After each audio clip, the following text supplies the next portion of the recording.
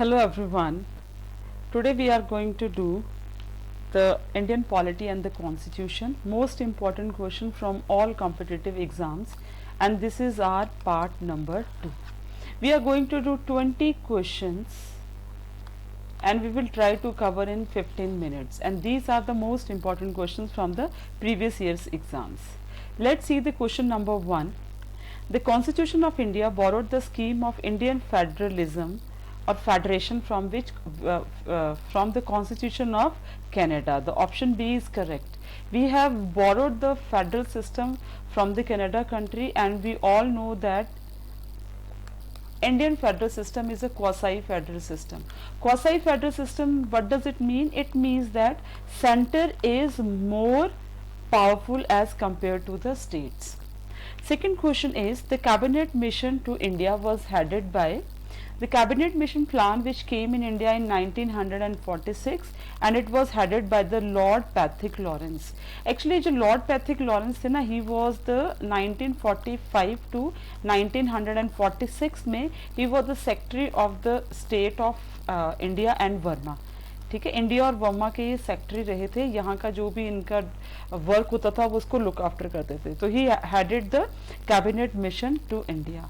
Next question is, the constitution of India was adopted by the constituent assembly because the constitution of India was made by Constituent Assembly, so it was adopted by Constituent Assembly on 26 November 1949. These questions are very important. Question number 4 देखते हैं. The Constituent Assembly for the Undivided India first met on 9th December 1946.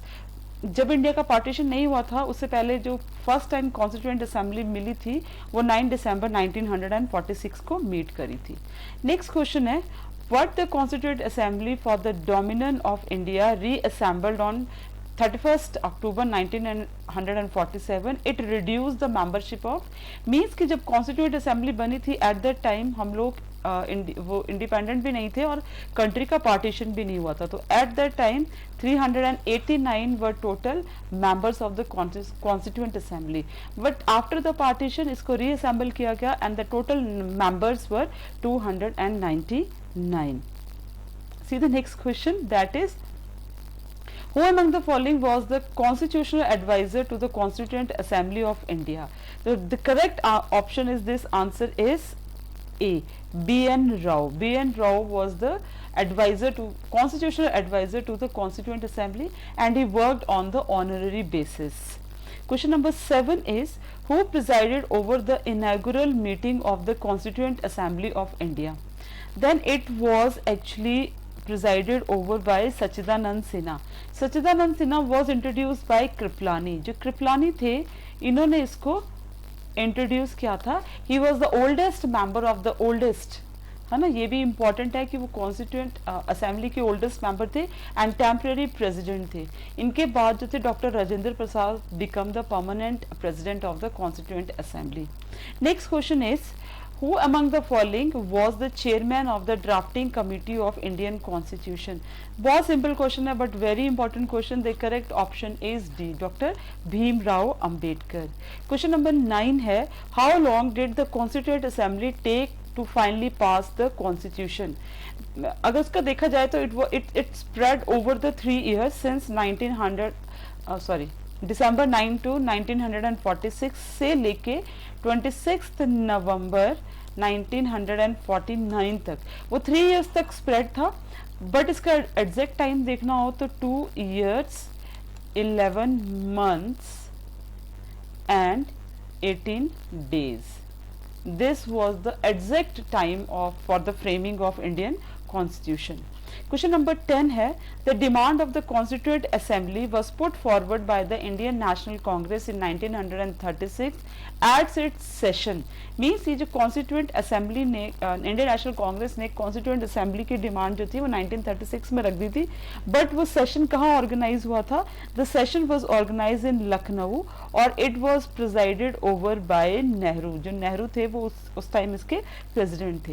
Question number 11 है, the first effort of drafting dominant status constitution of constitution for India was made in response to, means ये जो dominant status constitution India को देने का promise किया गया था, ये किसके रिस्पॉन्स में किया गया था? It was done in the response of Simon commission. Simon commission जो सर जॉन साइमन के अंडर लंदन में, इंग्लैंड में बना था इन 1927, और 1928 को इट रीच्ड, ये पहुंच गया था इंडिया में, but it was not welcomed by Indians. We all know that इसका बहुत जो था वो एक बहुत बड़े लेवल पे बाइकआउट किया गया था, go back Simon, and it was welcome with the black flags and all that. तो एट द टाइम जो लॉर्ड इरविन थे, he was the viceroy of India. तो उन्होंने एक प्रपोजल दिया था कि डोमिनेंट स्टेटस वाला कॉन्स्टिट्यूशन जो है वो इंडिया को मिल जाएगा, गांधी जी को बोला था, और गांधी जी ने उस टाइम 1930 तक स्टार्ट कर दिया था सिविल डिसोबीडियंस मूवमेंट। तो उनको कहा था कि आप सिविल डिसोबीडियंट मूवमेंट को हॉल्ट दे दो, उसको रोक दो। Along with that he was also asked to participate in second round table conference. The question बहुत इंपॉर्टेंट है। क्वेश्चन नंबर 12 है, the constitution of India was promulgated on January 26, 1950 because it means implemented। कि why it was implemented on 26 January, दो वो 26 नवंबर 1949 को बन गया था, पर 26 जनवरी का ही वेट क्यों किया गया? This is also very important question because, just wait, ये थोड़ा बैक हो गया, I have to, okay sorry.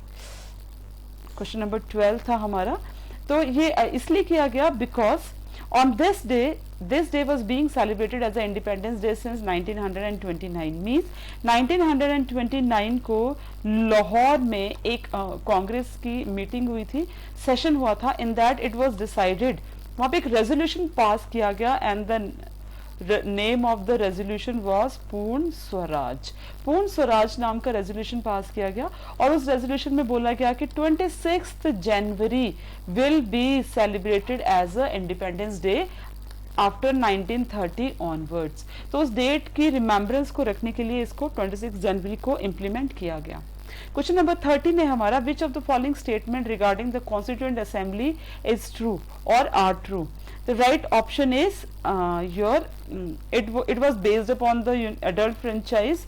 It was not based on, no, it was based upon the indirectly elected थे वो. It resulted from the direct elections, direct नहीं थे, indirectly elected थे.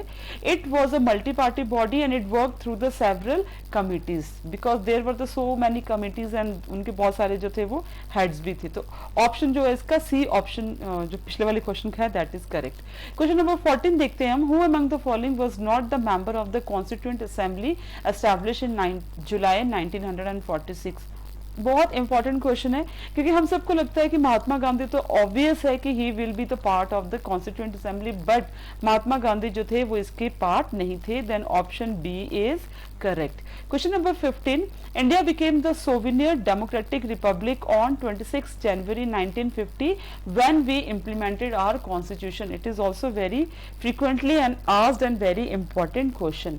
Next question है, which one of the following made the Indian legislative bicameral? वैसे bicameral का मतलब होता है two houses, लेकिन ये टू हाउसेस किसके हैं? स्टेट के. जब स्टेट के टू हाउसेस होते हैं legislative council and legislative assemblies, ठीक है, मतलब विधान परिषद एंड विधानसभा. लेकिन ये जो इंडियन लेजिस्लेचर बाई कैमरल है ये एक्चुअली में इंट्रोड्यूस हो गया था इंडिया में bye the government act of 1919. लेकिन यहाँ पे जो थी वो बात ये नहीं थी कि वहां पे स्टेट की जो गवर्नमेंट थी उसको बाई कैमरल किया गया था. जो सेंट्रल गवर्नमेंट थी, सेंट्रल लेजिस्लेचर थे, उसी को ही बाई कैमरल किया गया था. Which was the lower house, जो इसका लोअर हाउस था जिसको अभी हम लोकसभा भी बोलते हैं. At the time the total member were 145 और जो अपर हाउस था which is now known as Rajya Sabha, at the time the total member were the 60. तो ये उस टाइम की इसकी टोटल एक तरह से सिस्टम था. ठीक है. क्वेश्चन नंबर 17 है, the first attempt to at introducing the representative and the popular element in the administration was made by मतलब इसका मतलब ये हो गया कि इंडियंस को भी एक पार्ट, the first attempt to introduce the representative and popular element in the administration was made by, means elections conduct करवाएंगे, इंडिया को भी जो इसके एक पार्ट बना दिया जाएगा, इंडियंस को इन्वॉल्व कर दिया जाएगा in law making process, law making process में। तो इसकी पहली जो अटेम्प्ट थी that was done by the Indian council act of 1909, इसको गवर्नमेंट ऑफ इंडिया एक्ट 1909 के नाम से भी जाना जाता है। क्वेश्चन नंबर 18 है, which one of the following aimed at providing a federal structure for the India. Basically जो फेडरलिज्म है वो हमने लिया है कनाडा से, ठीक है, क्वासाई फेडरल सिस्टम है, लेकिन ये जो फेडरल सिस्टम है इंडिया को जो है वो प्रोविंशियल लेवल पे और सेंट्रल लेवल पे अलग अलग टाइप की जो गवर्नमेंट थी वो कहाँ से सबसे पहले इंट्रोड्यूस किया गया, that was introduce strongly by the government of India act 1935। इसको हम blue print of Indian constitution भी बोलते हैं, because so many provision we have taken from the government of India act 1935। Question number 19 I think it is repeated again कि कहाँ से हमने Indian federation जो है वो लिया है, we have taken it from Canada. And the question number 20 is which among the following is the common to both the Indian federation and the American federation. वैसे तो इंडियन फेडरेशन और American federation बहुत different है, क्योंकि जो American federation है वो उसमें जो लोअर लेवल्स हैं वो टोटली इंडिपेंडेंट है, it is a pure federal country, whereas if you talk about the Indian federal it is quasi federal, हमारे में जो सेंटर है वो ज्यादा पावरफुल है। लेकिन दोनों में एक सिमिलैरिटी है, that is a federal supreme court to interpret the constitution. Federal supreme court का मतलब है कि हमारे पास 3 लेवल्स हैं, सबसे नीचे जो ये सबऑर्डिनेट कोर्ट है, फिर हमारे पास हाई कोर्ट है, सबसे ऊपर जो है वो सुप्रीम कोर्ट है, and supreme court has the right to interpret the constitution. Independence of judiciary we have also taken from America, so option D जो है इसमें टोटली करेक्ट है। So in this video we tried to do 20 question and just in 12 minutes. I hope कि आपको ये पसंद आया होगा। मेरे चैनल को प्लीज़ सब्सक्राइब करो, and I am going to give you so many important question from the Indian polity, history, geography, from where I can arrange these questions for you. ठीक है, God bless you all of you and take care.